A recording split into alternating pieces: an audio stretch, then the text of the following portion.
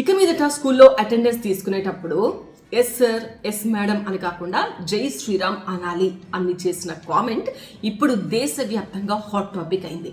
ఏం జరిగిందంటే కర్ణాటకలో బీజేపీ నేత బసన్గౌడ్ పాటిల్ యత్నాల్ ఒక కామెంట్ చేశారు.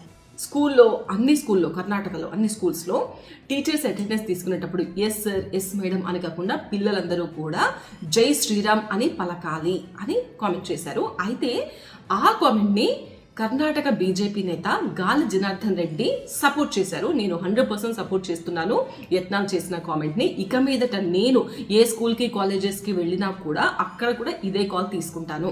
దాంతో పాటుగా అక్కడ పిల్లలందరూ కూడా కాషాయ తలపాగా, కాషాయ కండువ ఇవన్నీ కూడా ధరించి రావాలని కూడా చెప్తాను అని అన్నారనమాట.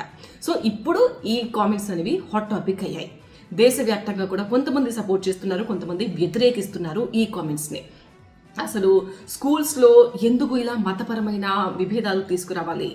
సో అందరికీ రిలీజియన్స్కి సంబంధం లేకుండా అందరూ ఒకటే అన్న విధానం స్కూల్స్లో ఉండాలి కదా. ఇలా ఒక మతపరమైన స్లోగన్ని ఎలా తీసుకొస్తారో అని కొంతమంది ప్రశ్నిస్తున్నారు.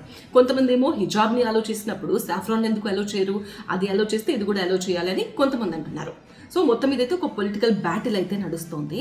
నిజానికి ఏం జరిగిందంటే కర్ణాటక గవర్నమెంట్ హిజాబ్ని అలో చేసిన తర్వాత దానికి కౌంటర్గా బీజేపీ ఈ స్లోగన్ని తీసుకొచ్చిందనమాట. సో ఇది ఒక ఎడ్యుకేషన్ సిస్టమ్ మాత్రమే కాదు, పొలిటికల్ బ్యాటిల్ కూడా.